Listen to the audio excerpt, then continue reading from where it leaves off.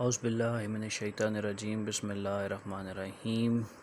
Physics is life channel के साथ Nadeem server कंकोडिया college एक दफ़ा फिर आपके सामने तमाम देखने वालों, सुनने वालों और चाहने वालों को अस्सलाम वालेकुम।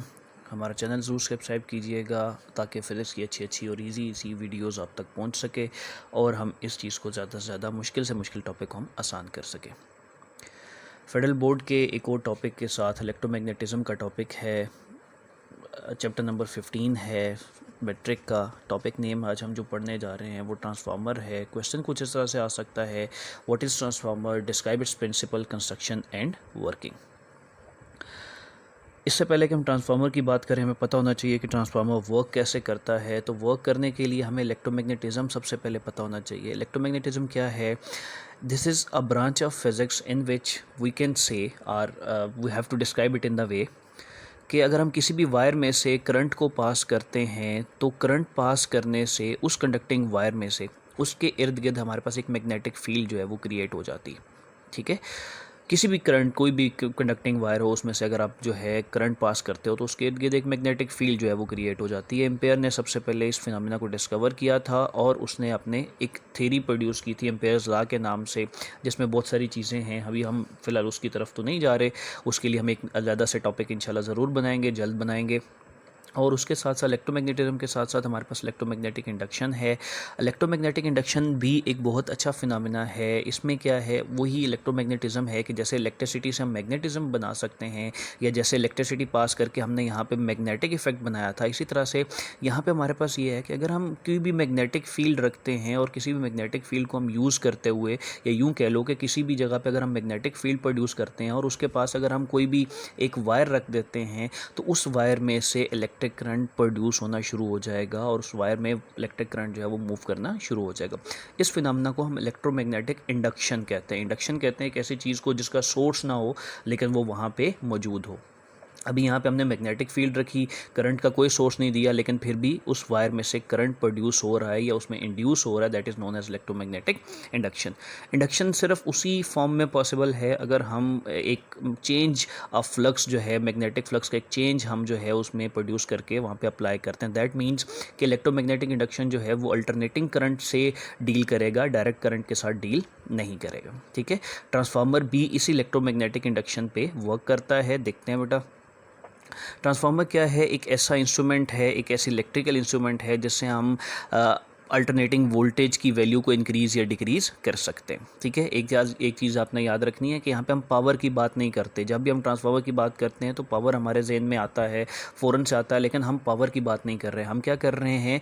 इंक्रीज़ और decrease the value of alternating voltage. ठीक है, म्यूचुअल इंडक्शन की बेस पे काम करता है। म्यूचुअल इंडक्शन क्या है? जैसे इलेक्ट्रोमैग्नेटिक इंडक्शन है। हाँ, मैं यहाँ पे ज़रूर कहूँगा कि अगर आपको इंडक्शन का नहीं पता है और अगर आपको सेल्फ म्यूचुअल इंडक्शन नहीं पता है तो आप पहले वो टॉपिक पढ़ो, उसके बाद मेरी वीडियो आगे रिज्यूम करो। ठीक है, तो म्यूचुअल इंडक्शन के फिनोमेना पे ये वर्क करता है और ये सारे का सारा डील जो है वो अल्टरनेटिंग वोल्टेज के साथ कर रहा है, डायरेक्ट वोल्टेज के साथ डील नहीं करेगा। उसकी रीज़न मैंने बता दी है, क्योंकि हमें चेंज इन मैग्नेटिक फ्लक्स चाहिए। अगर चेंज इन मैग्नेटिक फ्लक्स चाहिए तो हमें चेंज ऑफ इलेक्ट्रिक फ्लक्स करना पड़ेगा। कंस्ट्रक्शन की बात करते हैं ट्रांसफार्मर के लिए, तो दो कॉइल्स बेसिकली इसमें होती हैं। एक आपको ये प्राइमरी वोल्टेज नज़र आ रही है, बेसिकली कॉइल है जिसमें प्राइमरी वोल्टेज है, और इसी तरह से एक सेकेंडरी कॉइल है जिसमें सेकेंडरी वोल्टेज है। ठीक है, प्राइमरी कॉइल जो है उसके ऊपर हम खुद से वैल्यू अप्लाई करते हैं, हम कोई ना कोई वोल्टेज, अल्टरनेटिंग वोल्टेज उस पर अप्लाई करते हैं, जिसकी बेस पे यहाँ पे जो आयरन कोर आपको नज़र आ रहा है, इस आयरन कोर पे क्या है, इस आयरन कोर में जो इलेक्ट्रोमैग्नेटिक इंडक्शन है वो प्रोड्यूस होता है, और उस इलेक्ट्रोमैग्नेटिक इंडक्शन की वजह से यहाँ पे इस सेकेंडरी कॉइल में करंट प्रोड्यूस होता है, और वो करंट भी अल्टरनेटिंग करंट ही होगा, क्योंकि यहाँ पे वैल्यू बार बार चेंज हो रही है, तो इसके चेंज के साथ यहाँ पे भी वैल्यू बार बार चेंज हो रही होगी। ठीक हो गया, alternating voltage applied across the primary coil, यहाँ पे हम वैल्यू सप्लाई करते हैं और आउटपुट वैल्यू जो है वो हमें सेकेंडरी कॉइल से मिलती है। कंस्ट्रक्शन की बात करते हैं। कंस्ट्रक्शन में हमारे पास क्या क्या गिवन है? दो कॉइल्स हैं, एक आपको यहाँ पे ये कॉइल नज़र आ रही है, इसी तरह से एक कॉइल आपको सेकंड साइड पे नज़र आ रही है। इस कॉइल में इसमें नंबर ऑफ़ वायर्स कम नज़र आ रही हैं, इसमें ज़्यादा नज़र आ रही हैं। ये इसकी टाइप्स हैं, ये हम एंड पे जाके डिस्कस करेंगे। दो कॉइल्स हमारे पास होती हैं जो इंसुलेटेड वायर होती हैं, और ये किस चीज़ की होती हैं? किसी भी अच्छे कंडक्टिंग मटीरियल में जिसमें रेजिस्टेंस कम से कम हो। उसके बाद फिर हम इसके सेंटर की बात करते हैं। यहाँ पे भी जो आपको सेंटर नज़र आ रहा है, यहाँ पे ये सारे का सारा वही सेंटर है ये कोर यूज़ किया जाता है, सॉफ्ट आयरन यूज़ किया जाता है, इसमें हैवी आयरन या अब इसमें सॉफ्ट और हार्ड क्या होता है, ये दो टाइप्स हैं, डिफरेंट चीज़ें हैं। सॉफ्ट वो होता है जिसमें हमारे पास जो है हिस्टैरिसीस इफेक्ट कम से कम होता है, लॉस कम से कम होता है, ये मटेरियल इजीली मैग्नेटाइज हो जाता है, डीमैग्नेटाइज हो जाता है। हिस्टैरिसीस लॉस का टॉपिक बहुत इंपॉर्टेंट है, वो भी इंशाल्लाह हम नेक्स्ट किसी वीडियो में ज़रूर शामिल करेंगे। अब यहाँ पे हम बात कर रहे हैं कॉमन कोर की, तो ये कॉमन कोर हमारे पास नज़र आ रहा है। लेमिनेटेड का मतलब क्या होता है? लेमिनेटेड मीन कि इनके दरमियान में कुछ इस तरह के इफेक्ट्स रखे जाते हैं, इनके दरमियान में कुछ शीट ऐसी रखी जाती हैं जिसकी वजह से ये एक दूसरे के साथ रिएक्ट नहीं कर सकते। रिएक्ट का मतलब यहाँ पे हरगिज़ नहीं है कि इसके अंदर करंट है तो वो आगे एक दूसरे के साथ रिएक्ट कर रहे हैं। रिएक्टेंट का मतलब यहाँ पे सिर्फ इतना सा है कि जो इसके अंदर इलेक्ट्रोमैग्नेटिक इंडक्शन प्रोड्यूस हो रहा है वो इलेक्ट्रोमैग्नेटिक इंडक्शन किसी दूसरी वैल्यू को डिस्टर्ब नहीं करता, या एक सॉफ्ट, जैसे ये अलहदा से सिंगल लेमिनेटेड आपको शीट नज़र आ रही है, ये शीट दूसरी शीटों के साथ जो है वो एक दूसरे को इंटरेक्ट करके या एक दूसरे को डिस्ट्रॉय नहीं करते और आपको एक अच्छी खासी आउटपुट मिल जाती। ठीक है, वर्किंग पे चलते हैं। वर्किंग में ये डायग्राम तो आपको नज़र आ रही है, डायग्राम पे फोकस करना है आपने, लेकिन उसके साथ साथ हमें पता है कि हम अल्टरनेटिंग वोल्टेज हमने अप्लाई की थी प्राइमरी पे, तो अल्टरनेटिंग की वजह से यहाँ पे लेट से इसको हम ये ब्लू में हम जो है वो प्राइमरी की बात करते हैं, प्राइमरी की वे हम करंट प्रोड्यूस करवाते हैं, तो जो करंट यहाँ पे चल रहा है उसकी वजह से यहाँ पे आपको मैग्नेटिक इफेक्ट प्रोड्यूस होता हुआ नज़र आ रहा है, जैसा कि हमने स्टार्ट में इलेक्ट्रोमैग्नेटिज्म में पढ़ा था। इसकी वजह से ये जो पूरे का पूरा लेमिनेटेड कोर हमारे पास गिवन है, इस कोर में भी इलेक्ट्रोमैग्नेटिक इंडक्शन हो रही होगी, इलेक्ट्रोमैग्नेटिज्म प्रोड्यूस हो रहा होगा। ठीक है, तो वो जो मैग्नेटिक इफेक्ट है, जब वो magnetic effect in red wire में से पास करेगा, सेकेंडरी कॉयल में से पास करेगा, तो क्योंकि अल्टरनेटिंग करंट है यहाँ पे, तो वैल्यू भी इसकी बार बार अपनी डायरेक्शन चेंज कर रही होगी।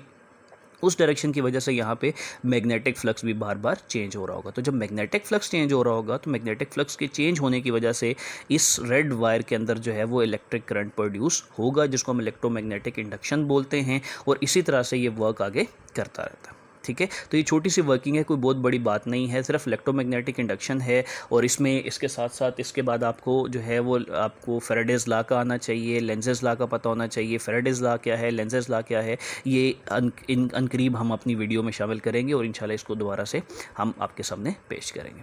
वर्किंग में ही हमारे पास आगे हम इसके मैथमेटिकल पोर्शन की तरफ चले जाते हैं। तो अभी हम देख के आए कि सेकेंडरी में भी हमारे पास अल्टरनेटिंग करंट जो है वो आ रहा है, और इसी के साथ साथ हमारे पास जो है अब एक चीज़ याद रखने वाली है, फ्रीक्वेंसी जो हम अप्लाई करते हैं आउटपुट पे भी हमें वही फ्रीक्वेंसी मिलती है। दैट मीन्स कि फ्रीक्वेंसी में किसी किस्म का कोई चेंज नहीं आ रहा है। ठीक है, वोल्टेज जो है वो डिपेंड कर रहा है, किस चीज़ पे डिपेंड कर रहा है? Number of conducting wires, number of loops होने चाहिए, नंबर ऑफ़ टर्न्स एक ही चीज़ है, लूप्स एक ही चीज़ है।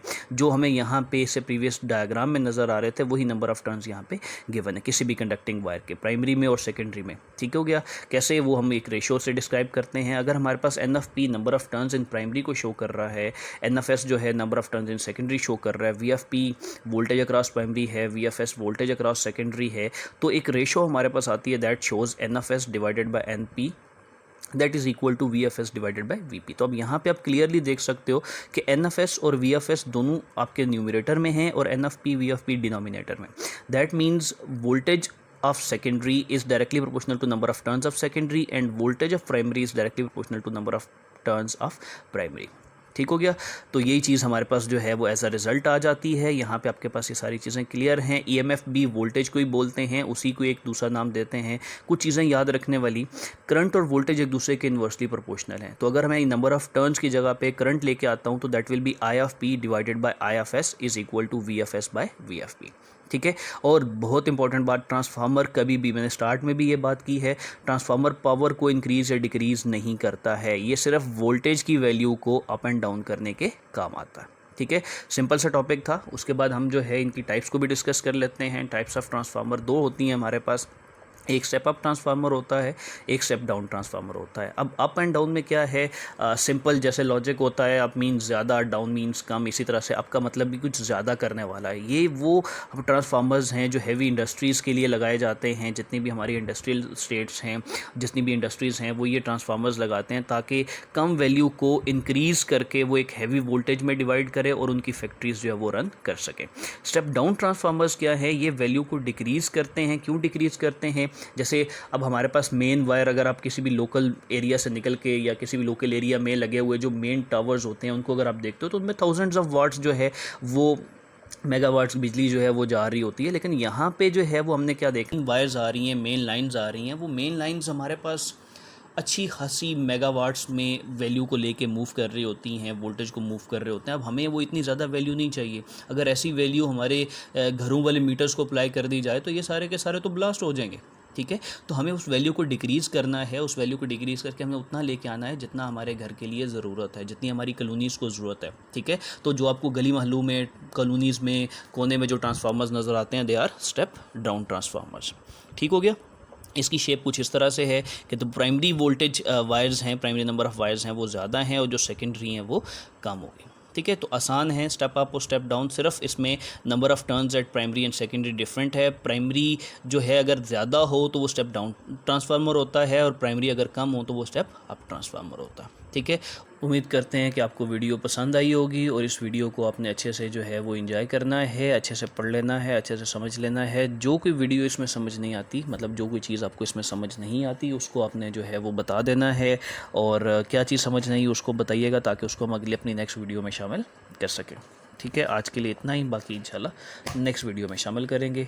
अगर आपको पसंद आई तो इसको लाइक भी कीजिएगा, और अपने दूसरे दोस्तों तक भी इसको आगे फॉरवर्ड कीजिएगा, ताकि उनकी भी हेल्प हो सके और उनको भी नॉलेज मिल सके। अल्लाह हाफ़िज़।